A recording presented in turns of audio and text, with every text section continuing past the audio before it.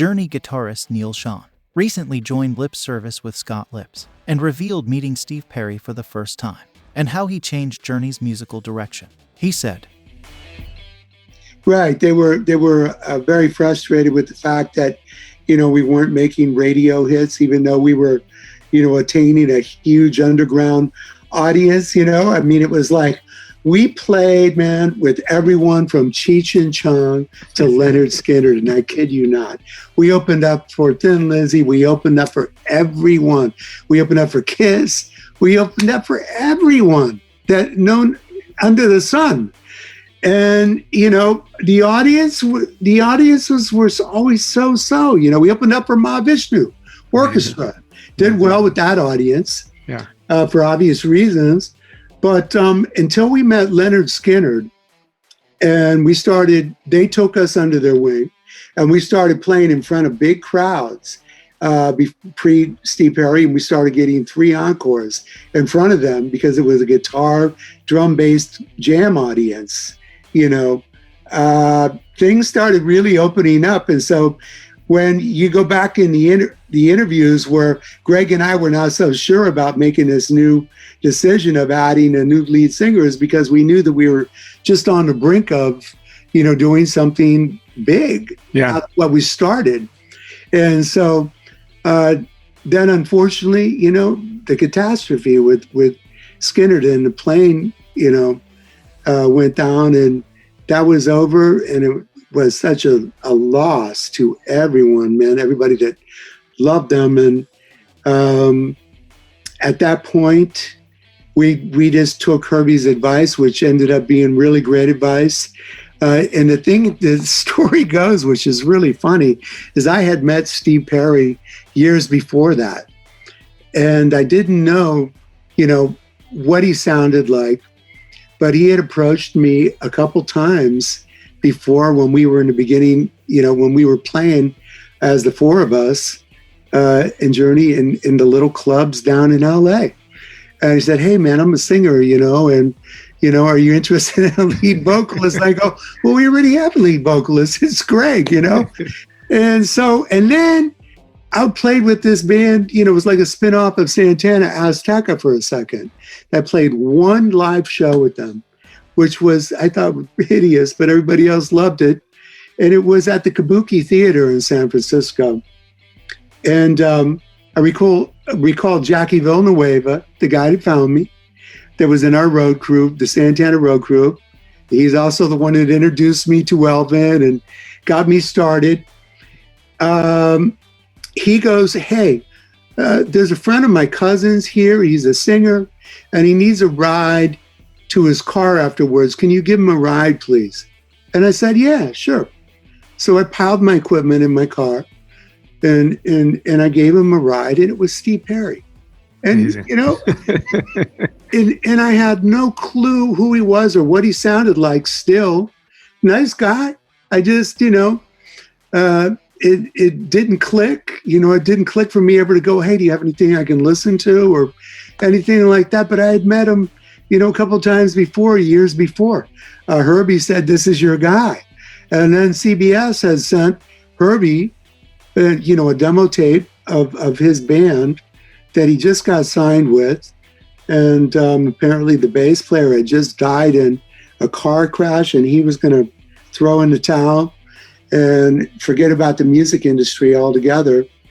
And, Herbie pretty much said, "This is your new lead singer." But interesting enough, when you first heard that demo of Steve, you and Greg were a little bit on the fence about if he was the right guy for you, right? Well, and rightly so. Not that he didn't have a good voice, but the direction was so different than anything, we had listened to or aspired to be at that point, and it was a great demo. We just weren't sure what would become of what we started, if it would have any relevance or it even sound any way close to what we are, at this point. But, it was a great move. And when Herbie brought Steve out the first time on tour for me to meet, we went up into my room, and I had an acoustic guitar there, and I had, compiled this music, and I put together this song that ended up being called Patiently. And, it was kind of like a Zepp type verses, and then a heavier section in the end. And we started working on it. And I think within 25 minutes, half an hour, we had the song written. Amazing. And it went like immediate chemistry. And then Lights was after that. And so him and I immediately clicked. And then shortly after that with Greg too, and everybody else. And did you ever think that direction-wise, the music seemed to be going in almost like a lighter direction at that point, right? Because you, again, coming from more of a fusion jam band kind of thing, did you sort of think about the direction with Steve and think, I wonder if this is the way to go? Or you just felt like it clicked right away for you? I tried not to think too much, because you're always going to second doubt what you're doing. And I tried to go directly to the source, the brain, and the heart, and just try to bypass thinking so much about what it was and what it's going to be, but what it is at the moment. And, I just shifted gears for myself because I'd never really written for a singer like Steve before in my life, And I said, well, my role in this probably should be to convey as a guitar player when I play a solo where the vocal, where it ends and it goes to the guitar and it shifts gears. That should be where I should be taking off from the lead vocal. Yeah. And playing off that. And so that's the only way I can tell you that I rationalized in my mind where I should be coming from. And so I started constructing, in my mind, without constructing solos. I didn't have to work at it, but I can tell you it's a lot harder to make a musical statement in a short amount of time than a long stretched out period of time for the type of player that I am. Yeah, I've heard you say that Perry actually taught you how to be a songwriter for a vocalist. So yeah, talk a little bit about that, because that was really, as you said, it was really all about the songs at that point. Steve, obviously being the singer that he was, and he was a drummer also, and he played bass and a little bit of guitar. So every time he would strap on the bass or be singing, you had the root note sitting there. And, as you know, when you've got a lead vocal melody and a main melody of a song, that root note can change everything of what that melody sounds like. And so him having a great idea about what he's hearing, it made it easy for me to wrap my head around what he was hearing. If he picked up the bass, like if I didn't quite understand where the root was from where he was singing, he was able to express that and play it, or even rhythm wise, like this is the kind of feel I'm thinking. Like in Lights, he had more of a straightforward R&B, dun, dun, dun. Just kind of an R&B thing. And I kind of put more of a rolling, stroll kind of thing to it. Yeah. And wrap my Hendrix influences around the chords, the Curtis Mayfield type stuff. And that's where that came from. But, him and I had great chemistry from the get-go, definitely. No question. We'll talk about one of the greatest songs ever, Don't Stop Believin', how that song came about. It's a great story. And some of the songs that are, the most iconic songs are sort of the things that take the quickest to record and write. And sometimes they take a few hours and they go on to live in infamy forever, right? So talk to me about the story behind Don't Stop Believin'. Don't Stop Believing, we were compiling new material for our new album that we were going to go in and record with John Kane, since he was just coming into the band. Greg Rowley just exited. He had enough of the touring and everything, and he was just ready to start a family. And so we'd been out on tour with the Babies, and I've been watching John for some time. And I felt that he was a good foundational player and a songwriter, and played keyboards and guitar, and I kind of liked that. And so we were putting material together in my studio I had over in Oakland that I had taken over for Larry Graham. That became our clubhouse over there that we wrote everything and rehearsed. And we're coming up with new ideas, and he came in with, the verse chords, the pedaling chords, and he had the message, that his father had given him, don't give up, and don't stop believing in yourself. And so he came in with that idea and the hook, and we just started going at it. It was like pretty much, the three of us, and then later all five of us, as the song got closer to being formatted into, a format, and with all the parts and glued together. But it started with the verse, obviously. Started trying to come up with, more of a Motown bass thing that rolled it along. And between John and I, it ended up being what it was. And then it would go, okay, where's it go from here? And then I came up with, the B section, strangers waiting. And they go, oh, I like that. Okay. So we kept that. The guitar chords kind of, spoke out to what the vocal melody would be. And then we're piecing it together. And, at this point, it goes back to the top, and I started playing that little guitar riff.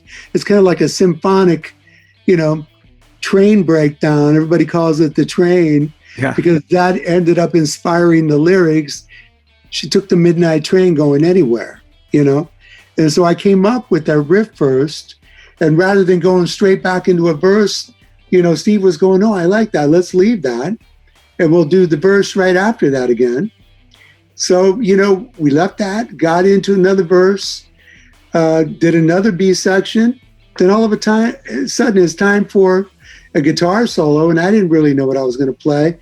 And in rehearsal, I just didn't do one. I just played the chords. And then we went, okay, what are we going to use for a chorus? So we used the verse chords, sang a completely different melody that Steve came up with and John over the end. And it goes to the chorus one time in the end, and that's it. Amazing. Completely crazy, arrangement. When you write a song like that, because I think it's had over like 1 billion streams at this point, and it's been used in everything from Glee to Rock of Ages to so many. It's such an incredible song.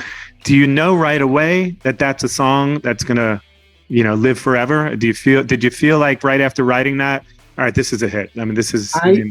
I said to the guys, for real, when we were in the mixing stages of the whole album, we were listening to that one back, and I turned around and I go, there's something special here with this one. I go, this song, I think, is going to be massively huge. And at the time, they released it as a single, and it was always a big song live for us to play. But it went, I think, to 8 in the charts. It didn't go to number 1. And it didn't become as big as it was until organically way later. And it was used like, and you say, in The Sopranos and, all these different shows. Things, yeah. There's a great version of, I don't know, there's a singer named Teddy Swims. I don't know if you heard his version. He just put it up like a week ago, and it's already at like millions of views and streams. What? He's amazing, man. Yeah. I reposted it when I saw it. I stuck it on my Facebook, and people were just freaking out. He's him and Chris Stapleton, I think, are like the new singers out there that are just kicking major ass. Yeah, it's such a great version. Soulful. Yeah, amazing. So it's interesting. Even like Escape, I think you recorded like most of it in one take, right? Pretty much. Yeah. And, our thing, what we did in the studio back in those days is we weren't working with computers, it was live.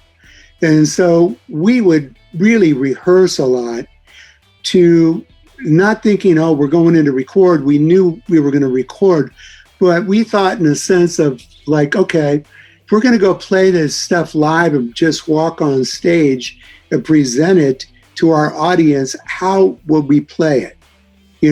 So I started thinking like that as a guitar player. If I'm going to play fills in between the vocals, like on Stone in Love or whatever songs, I'm going to incorporate, because I'm the only guitar player at that time, really lead guitar player, except for the songs that John played, a few rhythms on. And so I started playing stuff like that, and we rehearsed like that. Then we would go in and we would record like that. We record like we're going to play live. And it was one take, two takes at the most. Three, you started sucking, you know, and Steve was the same. Steve was one take, you know, from top to bottom, and barely ever even finished like redoing anything. Wow. Thank you for tuning in, and please hit that like button, it's appreciated. Make sure that you subscribe for more rock-related content.